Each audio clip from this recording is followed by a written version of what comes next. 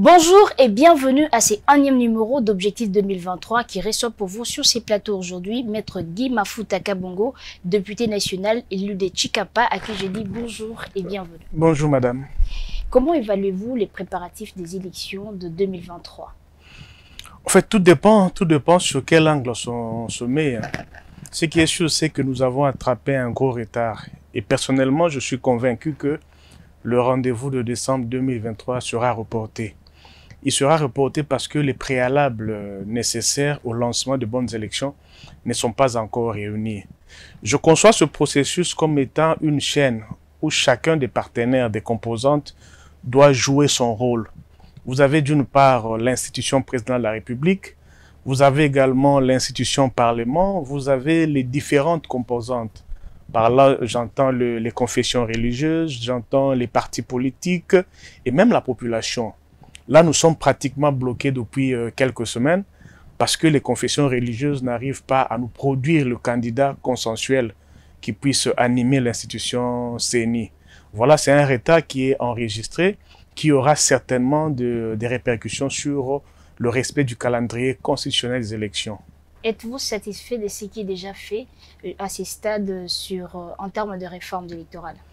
D'abord, j'aimerais dire que en l'état, les élections étaient faisables, même sans réforme.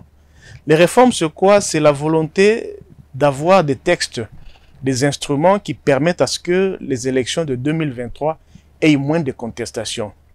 Sans réforme, les élections en l'état pouvaient se tenir. Évidemment, on a commencé par la loi organique qui organise la CENI. Cette loi qui est vue, selon qu'on est d'un cas ou de l'autre, bonne ou mauvaise. Mais la loi, elle est là. Mais pour moi, l'épineuse question va se rencontrer autour de la loi électorale. C'est là où il y aura vraiment un gros débat. Mais à ce jour, il n'y a que la loi électorale la loi relative au fonctionnement de la CENI qui est votée. Mais pour moi, je le redis encore, ce n'est pas un préalable, les réformes pour qu'on ait aux élections. C'est une volonté commune qui voudrait que nous ayons les élections les plus apaisées et les moins contestées possibles. Mais ce n'est pas un préalable. Vous n'êtes pas contre le maintien de politique au bureau de la Commission électorale nationale indépendante? Le problème, c'est peut-on trouver un animateur apolitique aujourd'hui? Je ne pense pas. Tout est politique. Même la société civile, elle est politique. Tout dépend des accointances des uns et des autres vis-à-vis soit du pouvoir en place, soit de l'opposition. Si hier l'Église catholique a été aux côtés de l'opposition d'antan pour réclamer les élections, certainement qu'il y a eu des accointances, des familiarités qui pourront amener certains à croire que l'on est proche de X ou Y. Nous vivons sur cette planète Terre, nous tous ensemble. L'Église, les laïcs, les politiques que nous sommes, nous avons des liens de familiarité. Nous prions dans les mêmes églises. Nous fréquentons les mêmes associations. Dire qu'on est vraiment totalement apolitique, il faut rechercher ça au ciel. Sur cette terre des hommes, on a une affinité avec X, on a une affinité avec Y, quitte à nous d'avoir les procédés, les procédures et les lois qui puissent faire que, nonobstant mon penchant vis-à-vis d'un tel politique, mais les règles du jeu doivent être respectées pour que celui qui aura gagné effectivement les élections soit proclamé. Parce que depuis un temps, il y a une notion être élu et être proclamé. Ça devait aller ensemble. Ou on est élu, ou on n'est pas élu. On ne peut pas être élu et ne pas être proclamé. C'est un vocable qui a élu domicile dans le salon politique. Il a été élu mais n'a pas été proclamé. Ça frise l'injustice et ça frise l'arbitraire. Moi, je pense qu'il faut respecter la volonté de la population. Quand la population élit, il faut proclamer la personne. Mais qu'en dites-vous de ceux qui pensent qu'on devrait dépolitiser la Commission électorale nationale indépendante? En faisant quoi? Parce que l'organe qui est censé être dépolitisé par nature, c'est l'Église. Mais ils ont eu le temps nécessaire pour aboutir à un consensus. C'est le jeu de ping-pong. On se tire des balles à gauche et à droite. En réalité, l'institution CENI ne peut qu'être politique. C'est difficile d'avoir des personnes asexuées politiquement pour animer cet organe. Le plus important, c'est avoir des règles, des textes, des procédés qui amèneront les animateurs à ne pas se départir de la vraie expression de la population, de la volonté du peuple. ce qui est important. Et ces textes-là, nous avons la loi organique, mais le plus important de tous, c'est la loi électorale qui n'est pas encore débattue. Donc la question sur la dépolitisation de la CENI n'a pas lieu d'être. Non, je crois qu'on perd beaucoup de temps. On perd beaucoup de temps. On ne trouvera pas un monsieur totalement apolitique pour animer la CENI. On a chacun une acquaintance quelque part. Le plus important, c'est respecter les règles du jeu. Il y a moyen de faire le juste milieu? Oui, évidemment, la volonté, c'est essayer de rapprocher l'animateur du respect strict des règles. C'est ça la volonté. Et ça se construit.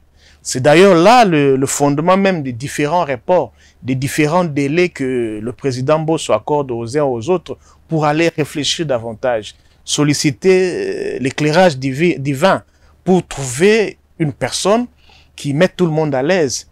Mais cette personne-là n'existera jamais. Il n'y a que des lois qui mettent tout le monde à l'aise qui peuvent exister et non l'individu. Le problème actuellement, c'est la désignation des animateurs de la centrale électorale.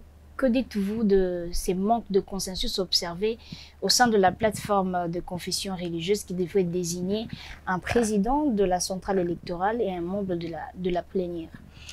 Bon, c'est une désolation, c'est un regret parce que on aurait estimé ou on aurait souhaité de ce corps des religieux, de ce corps des spirituels, une démarche différente de nous laïcs, de nous politiques.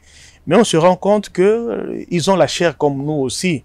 Là n'est pas le problème. Le problème, c'est que qu'est-ce que nous voulons? Aujourd'hui, nous sommes nous-mêmes auteurs du retard. Mais demain, on va le mettre sous le chapeau du chef de l'État. Mais c'est nous-mêmes politiques. Nous passons le temps à discuter sur les personnes. Mais ces discussions-là ont des conséquences sur le calendrier inévitablement. On aurait souhaité qu'il y ait consensus à leur niveau pour que nous, Parlement, nous puissions entériner une volonté consensuelle. Mais là, malheureusement, il n'y a pas consensus. Il y a 2 contre 6. Et là, les règles du jeu doivent s'appliquer conformément à leur charte. Nous sommes en train d'observer ce qui se fait. Espérons qu'ils vont revenir à la raison, choisir un candidat qui sera respectueux des textes. Il n'y a pas un candidat. Si ne revenait pas à la raison, l'alternative serait? C'est évidemment, nous allons trancher. On ne peut pas bloquer. Normalement, s'il n'y a pas consensus suivant leur charte, ils doivent passer aux élections. Mais là encore, il y a un débat sur les personnes à aligner aux élections à leur niveau, en leur sein, c'est ce que j'ai cru comprendre.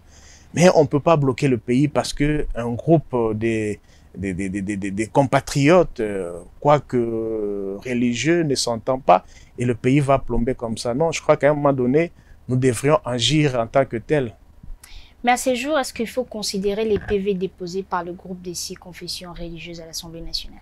Il y a un problème de droit qui se pose. En droit, vous savez, on dit res forma data. Donc, la forme donne le contenu à la chose. Il y a un problème du point de vue forme, suivant leur charte. Mais la question qui se pose, la deuxième question qui se pose, est-ce qu'il faut tout bloquer parce que celui qui est habilité à signer le document ne le fait pas? C'est ça la question. Faut-il tout bloquer, tout paralyser parce que la personne habilitée à signer le PV ne l'a pas fait? Quoique minoré dans leur plénière. C'est toutes ces questions-là. On parle de l'État. On parle de l'avenir du pays. Alors nous la suspendre à une volonté de 2-3 personnes. C'est tout le problème. Mais face à toutes les questions que vous vous posez, selon vous, la réponse serait quoi? Moi, je crois qu'à un moment donné, les institutions, le Parlement, l'institution président et même le peuple doit s'assumer. Doit s'assumer. C'est-à-dire, nous, Parlement, à un moment donné, nous allons... il y a déjà une commission paritaire qui est là. On va s'assumer aussi. Nous allons nous assumer. Allant dans le sens de prendre en compte c'est que les 6 confessions religieuses ont déposé ou soit rejeté. C'est-à-dire que nous avons la latitude, hein, ça c'est moi qui réfléchis. Quand une composante composée de 6 personnes n'arrive pas à s'entendre, à un moment donné, nous allons prendre la chose en main, nous décider, je crois. Ces moments donnés, c'est quand?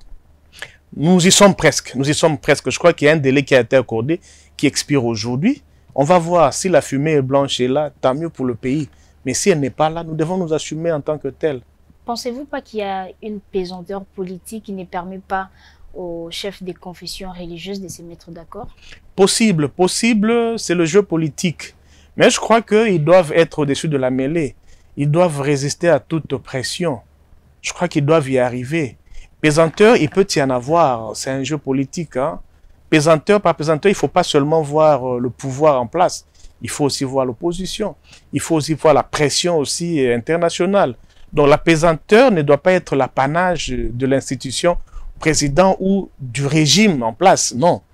La pesanteur, la pression, elle peut provenir de partout. Et le peuple aussi peut constituer une pression. Pensez-vous que le chef de l'État, Félix-Antoine Tshisekedi Tshilombo, devra intervenir comme c'était le cas avec Malonda? À ce stade, je ne crois pas parce que le Parlement ne s'est pas encore déclaré incompétent ou déclaré fatigué ou déclaré impuissant de dire un mot. Je crois qu'il y a un délai qui est accordé, il faut le respecter.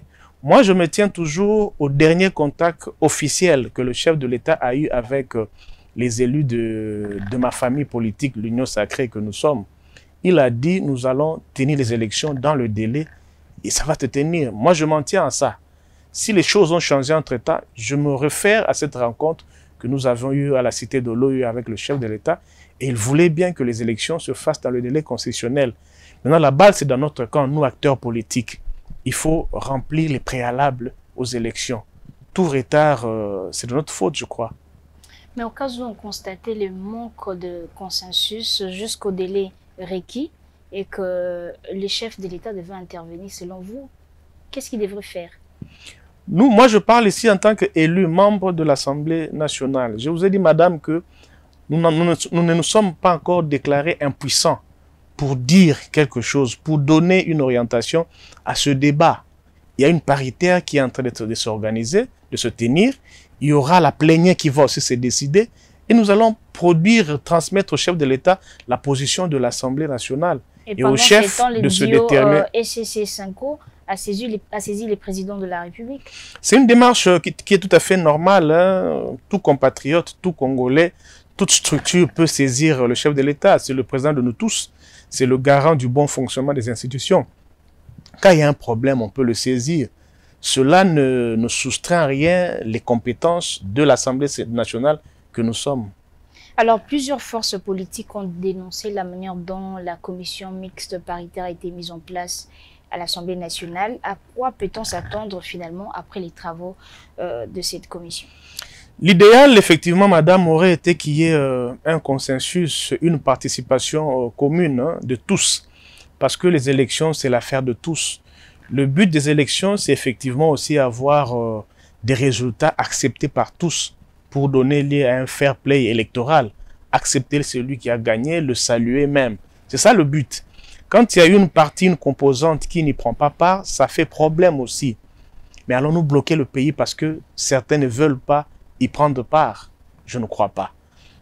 Nous continuons à plaider pour que les partenaires politiques reviennent au bon sentiment.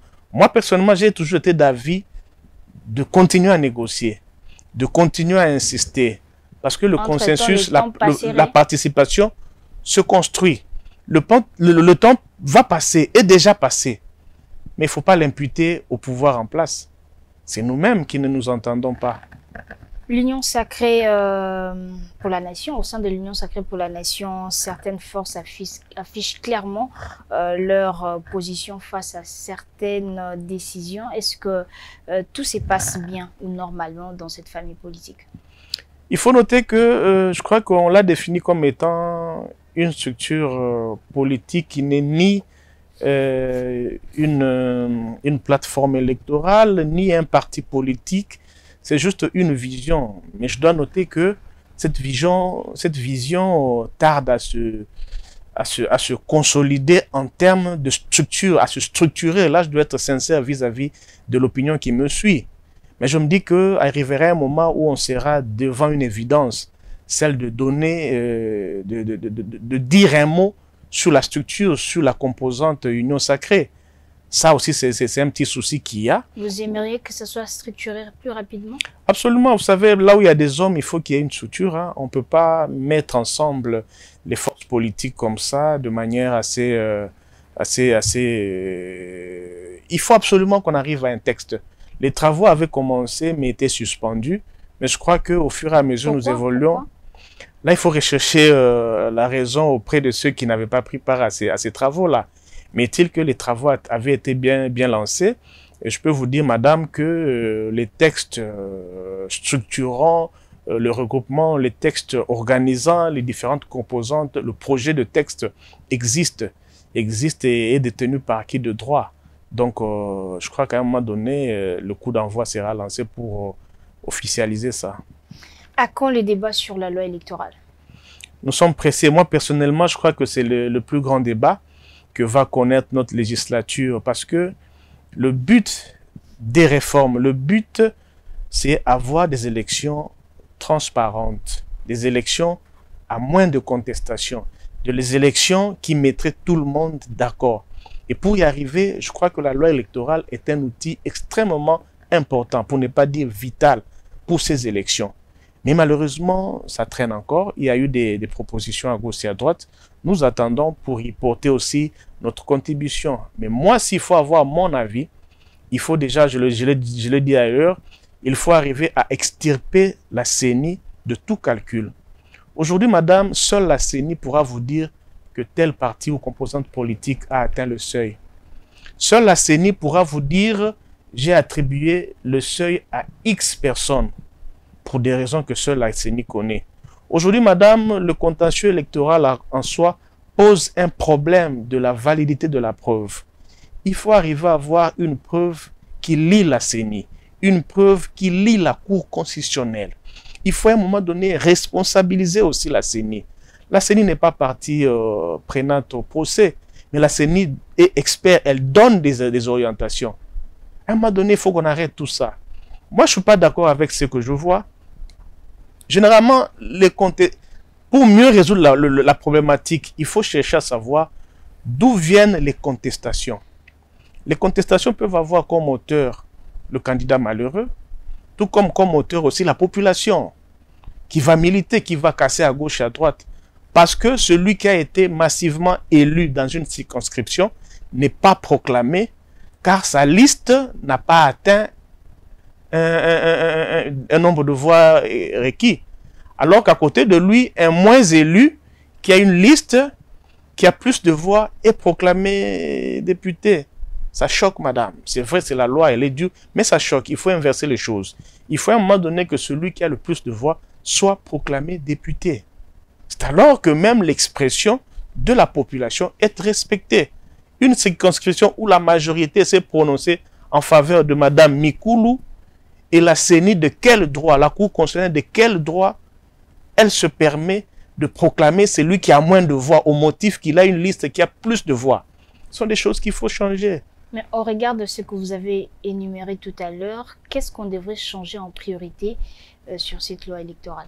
C'est vrai que beaucoup pensent que soustraire le seuil, c'est rendre hétéroclite, rendre instable le corps électoral, rendre instable un peu la constitution de la majorité.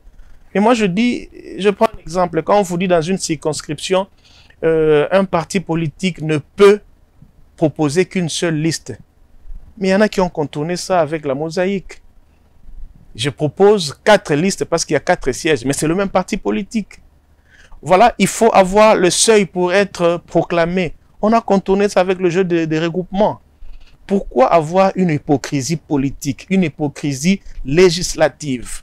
Moi, je suis de ceux qui pensent qu'il faut aller vers la vérité législative, vers la vérité politique, respecter le choix du peuple.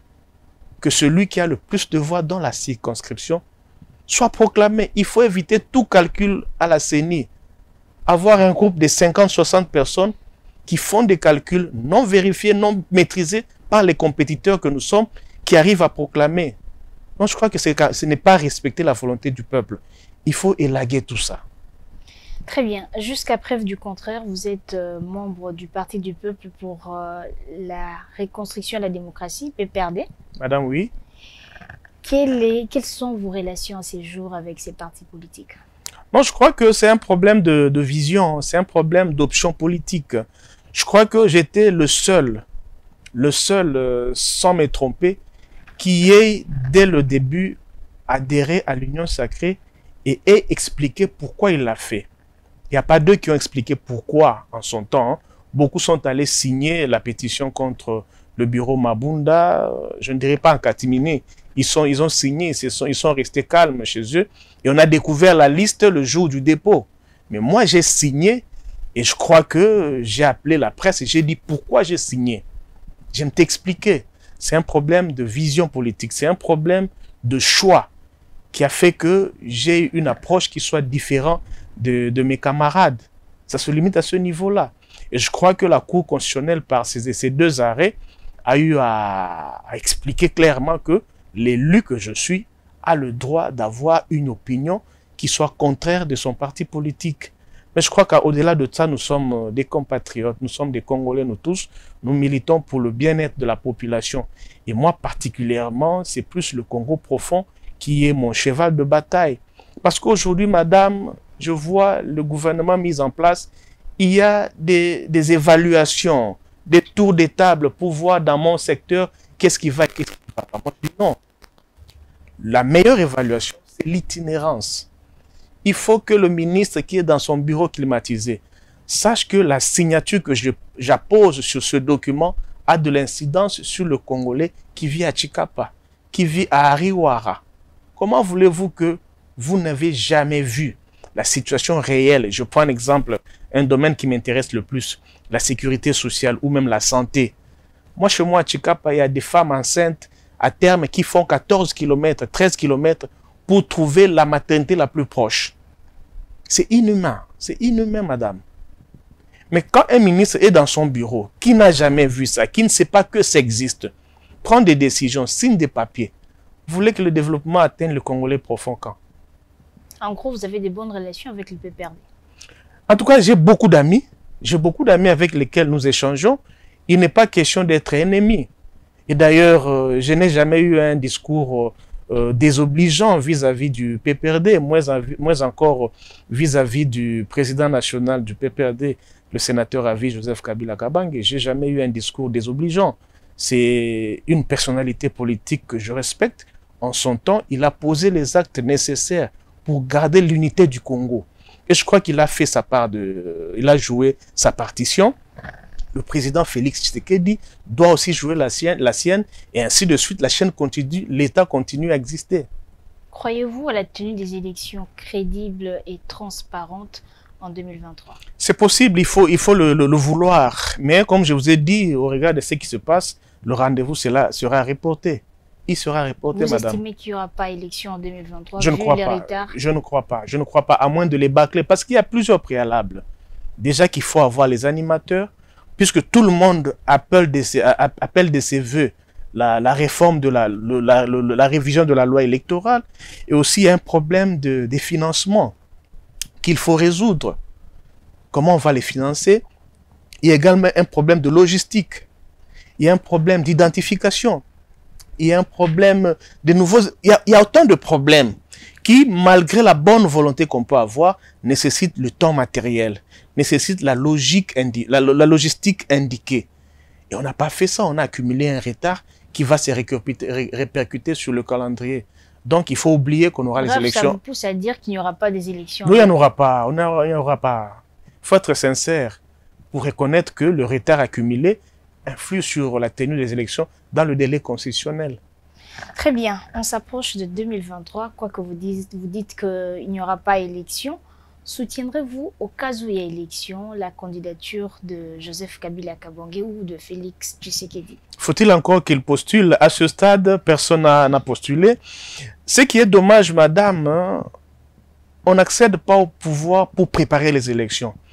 Il faut accéder au pouvoir pour développer son pays.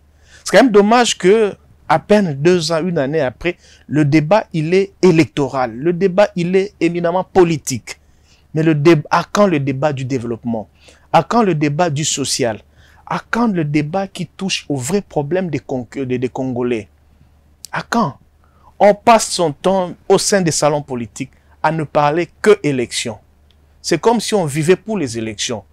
Nous sommes à mi-mandat. On a encore 2 ans et demi. En 2 ans et demi, on peut construire des buildings. En 2 ans et demi, on peut déjà faire des chemins de fer. On peut faire beaucoup de choses en 2 ans et demi. On ne doit pas vivre que pour les élections. pour revenir à votre question, je trouve qu'au stade actuel, déjà se proclamer candidat, c'est quand même zapper aussi les attentes de la population. Il faut d'abord travailler. Travailler, essayer de changer les choses. Et c'est possible. C'est possible, madame. Et vous-même, vous n'avez pas d'ambition Pour genre briguer la magistrature suprême? Ce qui est important pour moi est que la maman maraîchère qui vit à Tchikapa, et même à Bosso Melo, qu'elle puisse sentir que j'ai un politique, j'ai un fils qui a été élu député, grâce à son plaidoyer, grâce à son lobbying, grâce à ses lois, ma condition de vie a changé. À tout niveau, on peut faire changer les choses. Ce qui est d'abord important pour moi. Et je pense que c'est un esprit qui devrait animer tous les décideurs, tous les politiques. Essayons de transformer notre pays. Et c'est possible. Comment voulez-vous dans un État où c'est établi que les particuliers touchent plus que l'État en termes de recettes? J'ai toujours donné un exemple simple. Je quitte ici pour Tchikapa. Quand je paye, l'État n'empoche que 30-40 000 francs, péage officiel avec le FONER. Mais les barrières d'infortune vous ramassent 200 000 francs. Et on se plaît qu'il n'y a pas l'argent dans les caisses de l'État. Et ça à la barbe des 3 gouverneurs, Kwango, Kwilu et Kasaï. C'est pas normal, madame. Je suis ici, je gère l'OGFREM, qui doit ramener des ressources à l'État. Mais je ne sais pas collecter l'argent dû à l'État à l'étranger. Je nomme des mandataires, des privés étrangers, qui collectent pour moi l'État congolais. Je ne sais même pas vérifier. Et je me plains que le Trésor n'arrive pas à atteindre 30 milliards pour le budget. Je fais le budget. J'alloue 10 milliards de francs congolais à la province du Kasaï.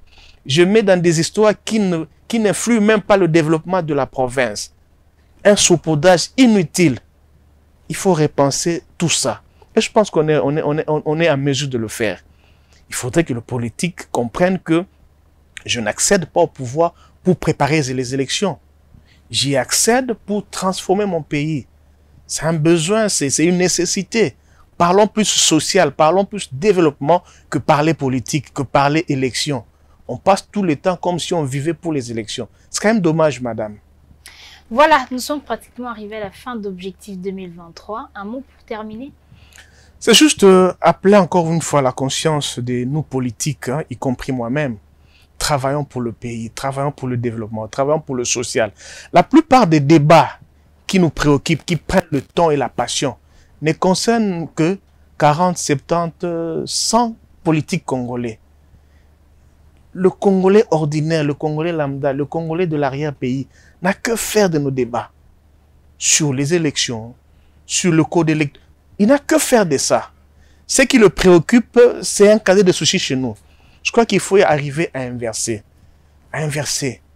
la tendance. Aujourd'hui, à l'Est, on a besoin de la sécurité, de la paix.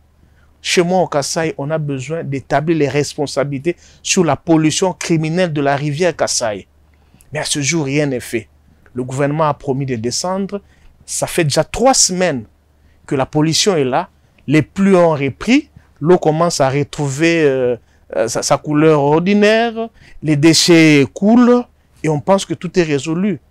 Le danger, les conséquences, c'est dans 6 mois, dans 1 année.